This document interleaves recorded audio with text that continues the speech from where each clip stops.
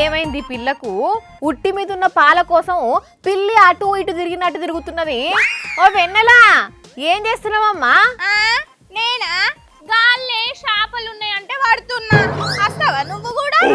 వద్దులే, నువ్వు పట్టిన దాంట్లో ఓ కిలన్నీ చాలు. ఈ పంచింగ్ పలక్నామాకే పంచా?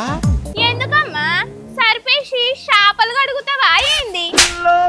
లేకపోతే మరి సబ్బు పెట్టి కడగలనా? అవన్నీ కాదు గాని చక్కగా ఏం చేస్తున్నావో చెప్పు. బతకాలంటే ఏదో పని చెయ్యాలి కదా. అక్కడ పని చేసినట్టు లేవు, అంత గాలి గాలి అవుతున్నట్టున్నావు. గాలి పట్టేటప్పుడు గాలి గాలి కాకపోతే ఏమైతారు మరి? ఏంది గాలి పడుతున్నావా? అదేంది? అరే ఇంకా ఎన్ని రోజులని నీతానే పని చేయాలి నేను? ఆఫీస్ కి వస్తో బాధ, రాకుంటో బాధ, టైం లేట్ అయితో బాధ, ముందు పోతానంటే ఇంకో బాధ. ఇక పొద్దునచ్చి పొద్దున్నాక నీతానే పని చేయాలనా? అందుకే ఇగో గిట్లా గాలి పడుతున్నా. గాలిని దొరకబడుతున్నావా? అదేంది?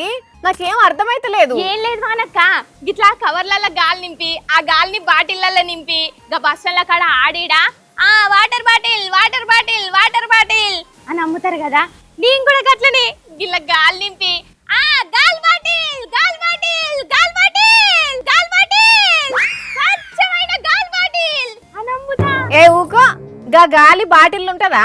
పిసక్క గాలి తీసేస్తున్నావు కదా, ఈ కాలుష్యం చేయబట్టి స్వచ్ఛమైన గాలి మనుషులకు దొరుకుతలేదట.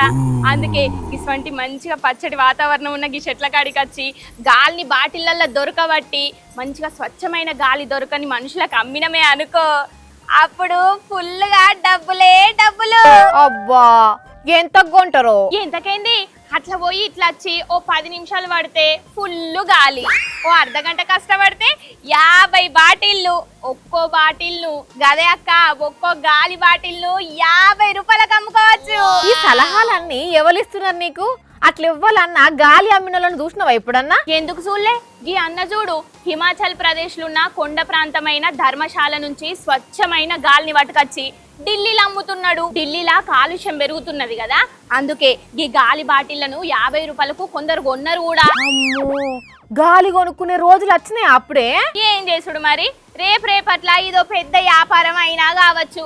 అందుకే నేను కూడా చాలు చేసిన. నా తల్లే, ఢిల్లీలో అంటే కాలుష్యం ఎక్కువ కాబట్టి కొంటున్నారట, మన కాడే వాళ్ళు కొంటారు. ఈడ కాకపోతే ఆన్నే పోయి అమ్ముతా అన్నట్టు.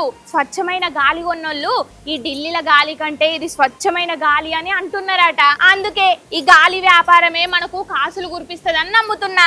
నువ్వు కూడా కవర్ పట్టుకొని రాక్క, గాలి బయట కోదాము. వద్దమ్మా, నీ గాలి ఉపాయాలు నీ గాలి పనులు నాకు చెప్పకు. ఇక మరి నువ్వు గాలి అమ్ముకుంటావు కాబట్టి నీకు ఉద్యోగం ఎందుకు? వేరేటోళ్ళని చూసుకోవాలా మరి? ఇవన్నంత పని చేసేటట్టే ఉన్నది. వద్దక్క వద్దు, ఏదో వార్త చెప్పాలని గిట్ల చేసినక్క గంతే. వద్దు వద్దు నడు, లేనిపోని కథలన్నీ పడతావు. కానీ పబ్లిక్ చూసిండ్రా, పర్యావరణాన్ని కాపాడుకోకపోతే ఇదే జరిగి గాలి కూడా కొనుక్కునే రోజులు వచ్చినా వస్తాయి సీరియస్ గా.